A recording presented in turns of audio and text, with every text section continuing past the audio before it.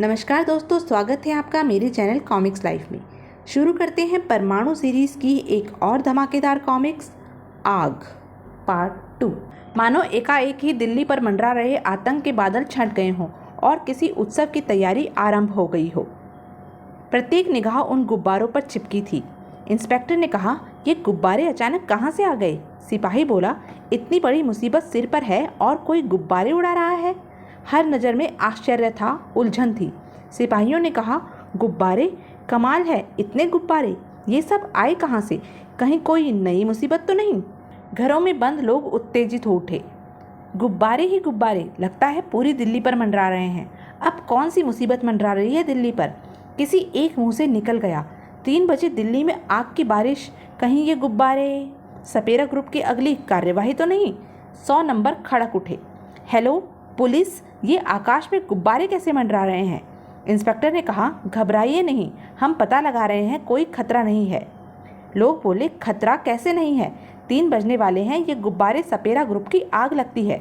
Inspector ने कहा, आप व्यर्थ ही चिंता पाल रहे हैं, किसी ने शरारत की है, हम पता लगा रहे हैं।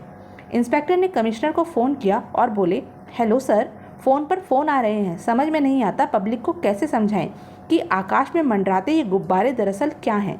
कमिश्नर ने कहा, पब्लिक को उत्तेजित मत होने दो, कंट्रोल करो, हम पता लगा रहे हैं। उधर परमाणु दिल्ली के सबसे ऊंचे टावर पीतमपुरा टीवी टावर पर उपस्थित था।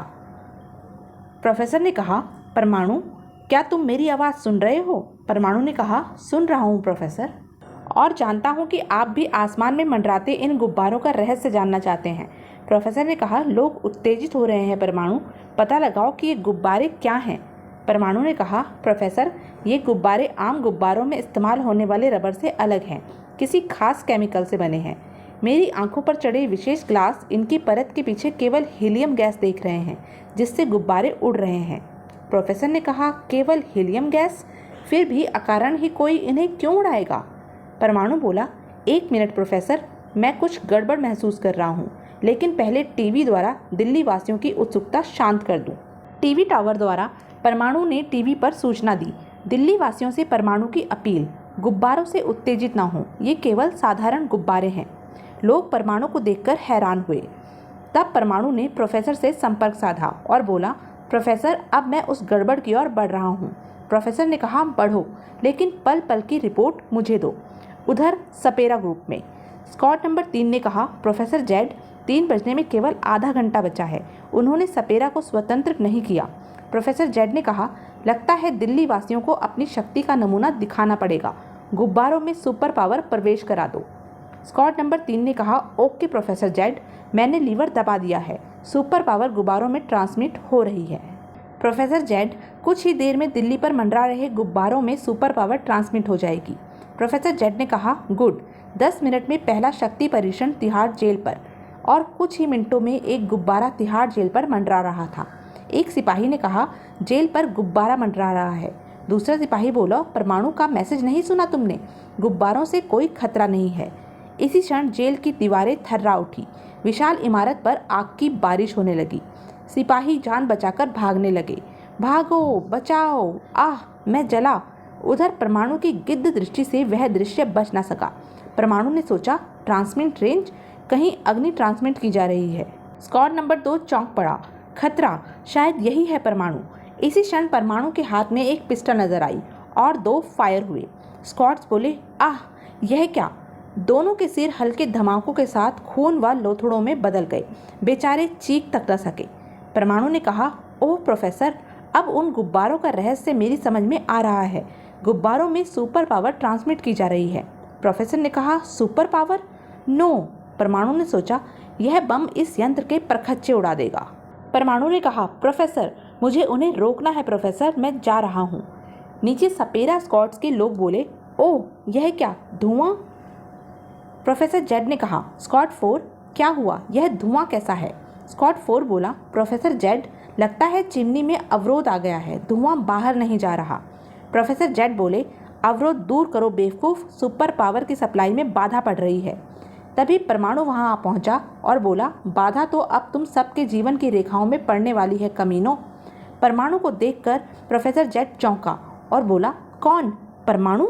उधर तिहाड़ पर आग की बारिश की सूचना जंगल में आग की तरह फैल गई। लोग घरों से बाहर निकल आए।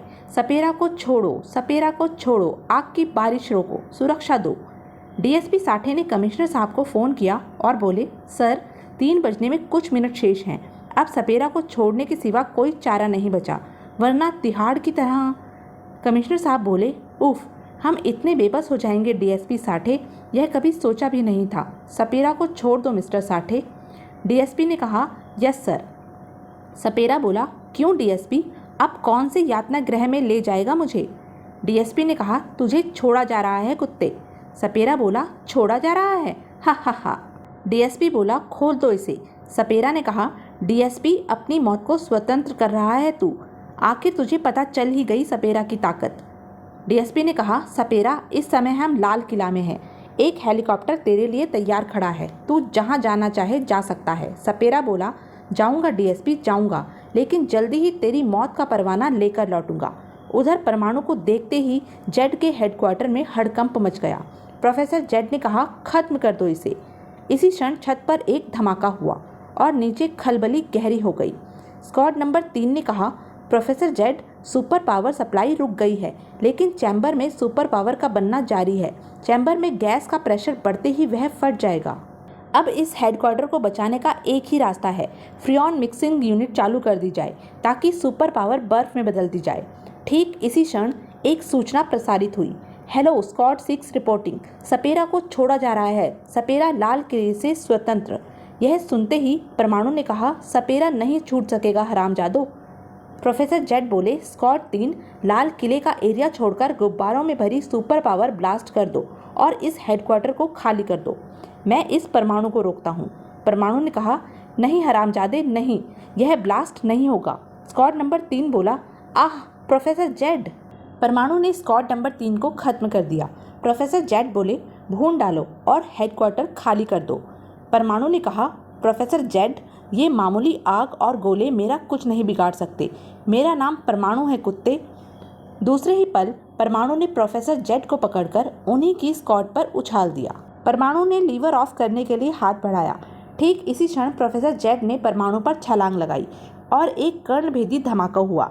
सुपर पावर चैम्बर के ब्लास्ट होते ही प्रयोगशाला के चीथड़े उड़ गए। इधर परमाणु वह भीषण तबाही देख रहा था। परमाणु ने कहा, प्रोफेसर, सपेरा ग्रुप समाप्त हो गया है। उधर दिल्ली पर मंडराते गुब्बारे भीषण आवाज़ों के साथ फटे, लेकिन उनमें से आग की बारिश नहीं हुई, बल्कि स्नोफॉल होने लगा। गुब्बारों में बर्फ भरी हुई थी। उधर सपेरा गनों के साए में हेलीकॉप्टर तक पहुंच चुका था। सपेरा बोला, सपेरा को कोई जेल बंदी नहीं बना सकती। तभी परमाणु वहां पहुंचा और बोला, ठहरो, रोक लो सपेरा को, सपेरा ग्रुप समाप्त हो चुका है। सिपाही चौंके और बोले, परमाणु? डीएसपी साठे चीख पड़ा, अरेस्ट हिम। तभी सपेरा ने सिपाहियों पर हमला किया। सपेरा ने एक सिपाही पर फायर किया और बोला, सपेरा अब कैदी नहीं बनेगा। डीएसपी साठे इस बार पहले से भी अधिक शक्ति लगाकर चीखा, शूट हिम। अगले ही पल चारों ओर इतनी गोलियां बरसी कि सपेरा का जिस्म छलनी बनकर रह गया। परमाणु ने कहा, प्रोफेसर, मैं लौट रहा हूँ प्रोफेसर, क्योंकि सपेरा की लाश मेरे सामने पड़ी है। प्रोफेसर ने कहा, लौट आओ।